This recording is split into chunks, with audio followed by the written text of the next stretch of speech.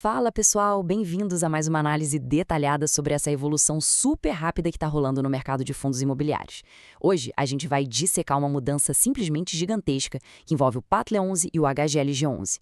Vamos entender não só as mecânicas por trás dessa transação, mas principalmente o que isso significa na prática para quem foca em construir aquele patrimônio sólido, de olho em dividendos consistentes para o longo prazo.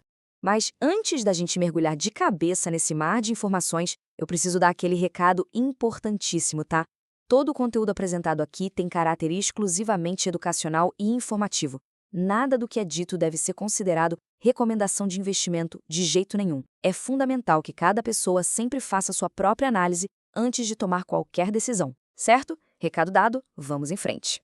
Nosso roteiro de hoje é bem direto. Vamos passar pelo cenário atual dos FIIs, os detalhes dessa mega compra do HGLG11, o fim da linha para o PATLE 11, como vai funcionar a renda mínima garantida, os impostos e prazos que não dá para vacilar e, por fim, o futuro da nossa renda passiva. Então, vamos começar pela nossa primeira parada, o cenário dos FIIs e esse embate clássico entre gestão ativa e gestão passiva. Para a gente entender de verdade o que está acontecendo no mercado imobiliário agora, primeiro precisamos olhar para essas duas estratégias que são água e vinho. De um lado, temos a galera da gestão ativa, tipo a Capitânia, com CPTS 11. É um pessoal que não para quieto, girando a carteira o tempo todo, misturando papel e tijolo atrás de ganhos rápidos. Do outro lado, na gestão passiva de tijolo, a gente tem aquela estratégia mais tradicional, o famoso comprar e segurar. É o modelo do HGLG11, comprar propriedades físicas reais para gerar renda de aluguel ali, ano após ano, com foco total na estabilidade. E olha que interessante como esses fundos de gestão ativa intensa funcionam hoje. Eles são quase como verdadeiros hedge funds do setor imobiliário. Para vocês terem uma ideia, estamos falando de mais de 11 bilhões de reais sob gestão e retornos anuais na casa dos 13%. O foco deles é aproveitar distorções e oportunidades táticas do mercado. Só que, claro, existe uma troca aí, né? Ganha-se a chance de uma alta rentabilidade no curto prazo, mas acaba se abrindo mão daquela previsibilidade milimétrica que muita gente que investe para aposentadoria costuma buscar. E isso nos leva direto para a nossa segunda parte, a mega aquisição do HGLG11. Aqui a gente entra nas engrenagens da operação, com o Pátria e a Vortis, fazendo toda a orquestração jurídica e operacional desse negócio. E para ficar bem fácil de visualizar o tamanho disso, imaginem o seguinte: pensem em um shopping center daqueles gigantescos que dominam a cidade inteira e que resolve comprar de uma vez só um centro comercial menorzinho lá do bairro, engolindo todas as lojas. É exatamente essa a dinâmica da absorção que estamos vendo aqui. Agora, dá uma olhada nesse número absurdo. O HGLG11 está absorvendo todas as propriedades que eram do PATLE 11 pela bagatela de quase 355 milhões de reais. É literalmente um movimento tectônico no mercado, juntando um volume de capital e patrimônio físico de uma forma super agressiva. E não são propriedades quaisquer, não. Essa absorção injeta galpões logísticos de primeira linha direto no portfólio do gigante. Estamos falando de ativos estrategicamente posicionados em Jundiaí, São Paulo, Itatiaia, no Rio, e Ribeirão das Neves, lá em Minas Gerais. E a cereja do bolo dessa operação toda é a rentabilidade, com um cap rate médio fortíssimo de 10,7%. Voltando para nossa analogia, o Mega Shopping não está só comprando mais espaço, ele está anexando operações super lucrativas em regiões vitais do país. Certo, avançando para o nosso terceiro ponto, o fim de uma era para o PET 11.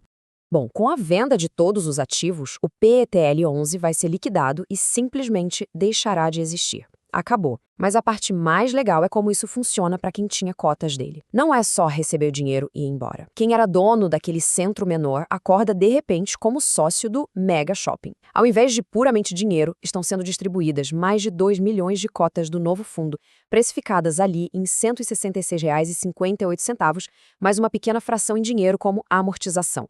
O patrimônio só trocou de carro e, de quebra, ganhou uma escala que não tinha antes. Indo agora para o tópico 4, a renda mínima garantida. Toda vez que a gente tem uma troca de donos gigantesca assim, rola aquele risco natural de transição. É aí que entra a salvadora da pátria, a renda mínima garantida, ou RMG. Funciona assim: o fundo que está sendo vendido garante pagar um valor mínimo todo mês para o fundo gigante que está comprando. Isso blinda a operação contra vacâncias surpresas ou renegociações de aluguel. É como se a gente comprasse um furgão usado para fazer entregas e o dono antigo assinasse um papel prometendo bancar qualquer problema no motor pelos primeiros meses. Paz de espírito pura, né?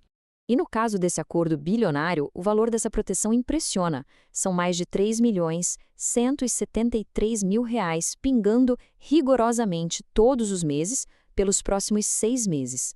É um cheque bem gordo que garante que, enquanto a nova gestão arruma a casa e ajusta os contratos, a renda passiva que irriga o megagrupo continua firme, forte e previsível. Entrando na nossa quinta sessão, muita atenção agora para impostos e prazos importantes. Como toda fusão desse tamanho, existe um cronograma contábil bem rígido. O primeiro grande corte é 11 de maio, que marca o fim das negociações na B3. Mas a janela de alerta vermelho mesmo é entre 12 de maio e 11 de junho. É nesse período exato que precisa ser informado o custo médio de aquisição das cotas para a administradora. Depois disso, lá no comecinho de julho, acontecem os eventos felizes, o recebimento das cotas novas e o pagamento daquela fração em dinheiro da amortização. Mas olha só a armadilha aqui. É absolutamente crucial informar esse custo médio de aquisição na janela certa. Se houver esquecimento, por lei, a administradora vai ser obrigada a usar o menor valor histórico de negociação do fundo. E qual é o problema? Isso cria uma ilusão de lucro gigante, disparando uma mordida automática de 20% de imposto de renda, retido na fonte sobre a parcela em dinheiro. Ninguém aqui quer perder dinheiro de bobeira por leão, com certeza, então, olho no prazo. E para fechar, vamos à nossa última sessão, o amanhã da renda passiva. Olhando para tudo isso, de fundos altamente ativos lutando por margens curtas até transações colossais de galpões logísticos, fica claro que a absorção de fundos menores em favor de gigantes consolidados está criando verdadeiros impérios de tijolo. Isso é excelente para a liquidez e traz uma estabilidade gigantesca para quem foca no longo prazo e na aposentadoria. Mas a gente não pode fechar os olhos.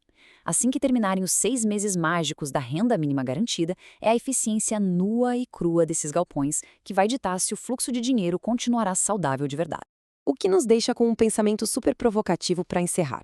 Com o mercado se consolidando cada vez mais e concentrando tanto capital nesses monopólios de tijolo altamente eficientes, de que forma depender de menos fundos, só que muito maiores, impacta o equilíbrio e o risco de uma carteira focada em renda passiva. Estar no barco de poucos, mas gigantes, vai exigir ajustes de rota táticos nas próximas décadas. Fica essa reflexão para a gente continuar evoluindo sempre nesse universo fascinante da renda passiva. Um abraço e até a próxima análise.